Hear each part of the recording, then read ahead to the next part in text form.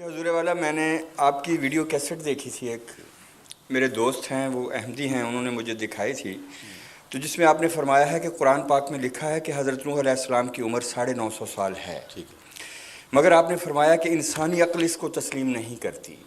میں نے یہ کہا ہے، ہاں جی، آپ نے یہ فرمایا تھا، میں نے اور دلائل دیے ہاں ہیں جی، یہ۔ آپ نے یہ فرمایا تھا کہ ان کی طبعی عمر 950 سال نہیں ہے بلکہ ان کی شرعی عمر 950 سال ہے، فرمائی آپ نے۔ مگر دلیل دی کوئی نہیں قرآن سے؟ نہیں جی، اچھا جی، جبکہ قرآن پاک ایک مکمل کتاب ہے، آپ ہی فرماتے ہیں کہ ہم اس کے ایک زیر زبر کو بھی آگے پیچھے نہیں کر سکتے۔ اگر یہ نہیں کر سکتے تو پھر آپ نے آگے فرمایا ہے کہ اگر حضرت نوح کی عمر 950 سال تھی تو ان کی ملاقات حضرت ابراہیم علیہ السلام سے کیوں نہ ہوئی جو کہ ان کے 900 سال بعد وجود میں آئے۔ اور اس کے بارے میں آپ نے یہ فرمایا ہے کہ کسی مورخ نے بھی یہ نہیں لکھا کہ حضرت نوح اور حضرت ابراہیم آپس میں ملے ہیں۔ تو کیا یہ صحیح ہے کہ ہم مورخ کی بات پر ایمان لائیں جبکہ ہمارا قرآن پاک ہمیں کیا کہتا ہے؟ قرآن پاک کا جو حوالہ ہے میں جی آپ کو بتانا چاہتا ہوں، تشریف رکھیے۔ بے شک۔ قرآن پاک نے دو باتیں بیان فرمائی ہیں بہت ہی دلچسپ۔ ایک یہ کہ حضرت نوح کی عمر 550 سال، 950 سال، جو بائبل میں بھی مذکور ہے۔ بائبل میں جتنے دوسرے انبیاء کی لمبی عمریں بیان کی گئی ہیں ان میں سے ایک کو بھی خدا تعالیٰ نے نہیں چنا، اس کا ذکر نہیں کیا، صرف حضرت نوح کا ذکر فرمایا۔ اور ساتھ ہی یہ بھی فرمایا حضرت ابراہیم کے متعلق کہ وہ نوح کے شیعہ میں سے تھا، یعنی ابراہیم علیہ السلام حضرت نوح کے پیروکار تھے اور آپ کو ماننے والے تھے۔ اب یہ جو یہ نقطہ ہے بہت ہی اہم ہے۔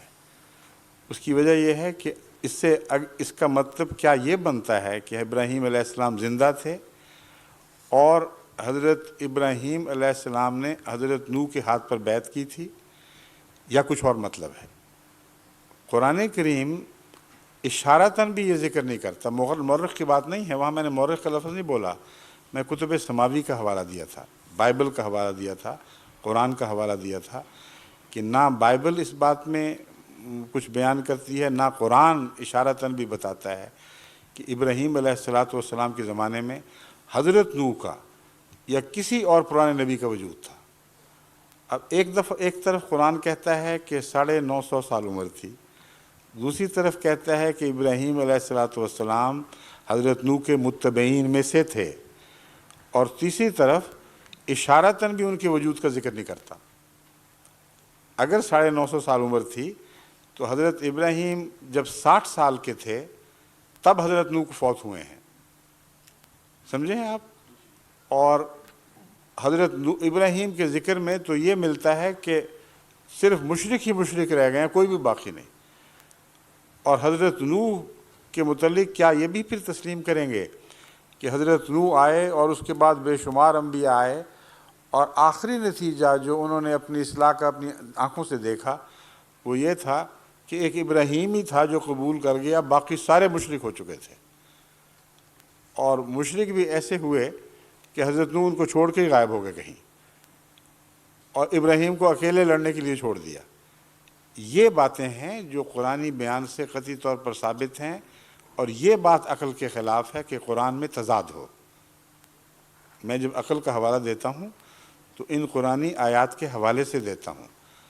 قرآن کہتا ہے کہ نوح کے شیعوں میں سے ابراہیم بھی تھا، قرآن کہتا ہے کہ حضرت نوح کا اس زمانے میں کوئی وجود نہیں تھا، اور ان باتوں میں تضاد ہے یا کوئی اور حل ہے؟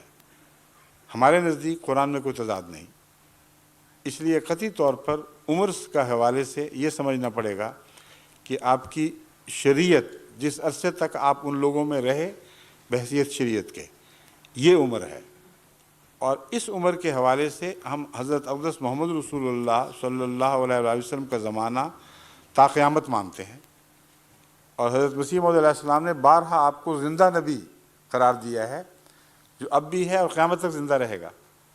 تو وہاں ظاہر بات ہے کہ جسمانی زندگی مراد ہی نہیں ہے، روحانی زندگی اور امر کا دور، کہاں تک آپ کا امر جاری رہے گا۔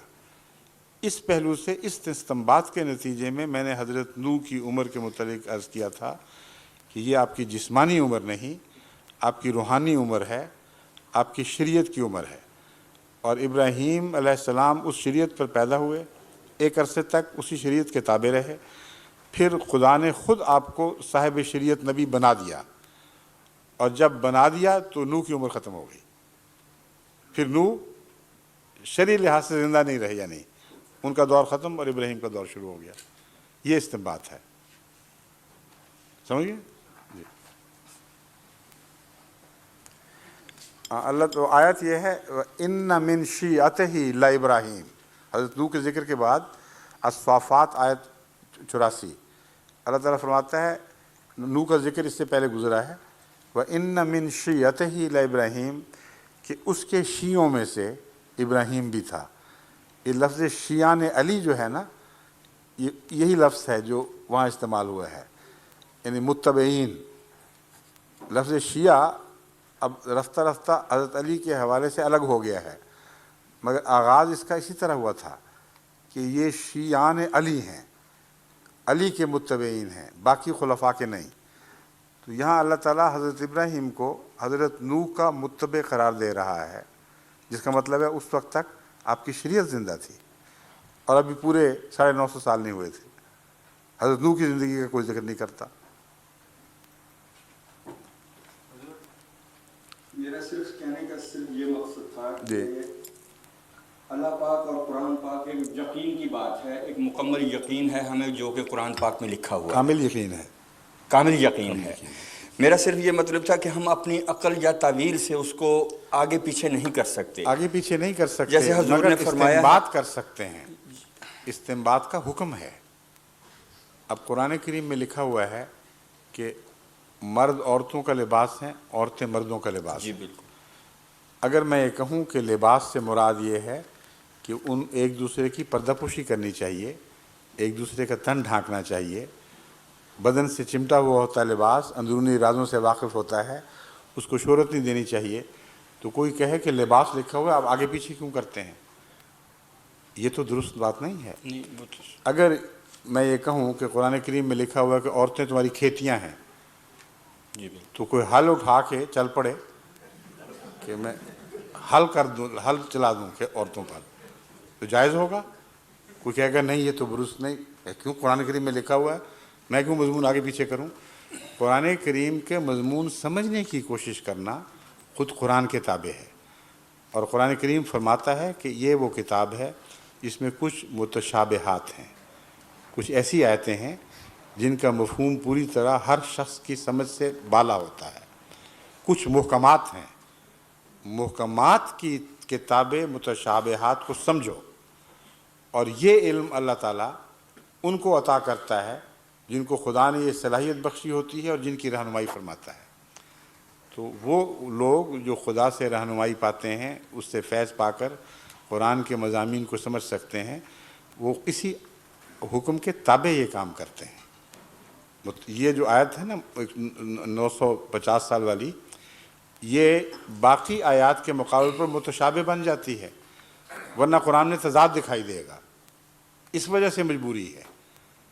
ورنہ یہ دشمن یہ کہے گا کہ عجیب کتاب ہے، ایک طرف کہتی ہے کہ حضرت نوح 950 سال تک زندہ رہے، دوسری طرف ابراہیم کے ذکر میں سب کو غیر مومن قرار دے دیتی ہے، اور حضرت نوح بیٹھے کیا کر رہے تھے؟ وہ مومن نہیں رہے تھے، اکیلے ابراہیم کس طرح دنیا میں مومن ہو گئے؟ یہ مسئلہ ہے جو قرآن میں تضاد دکھاتا ہے۔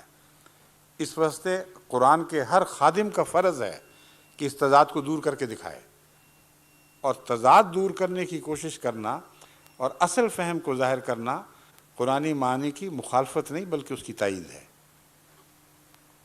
جزاکم اللہ۔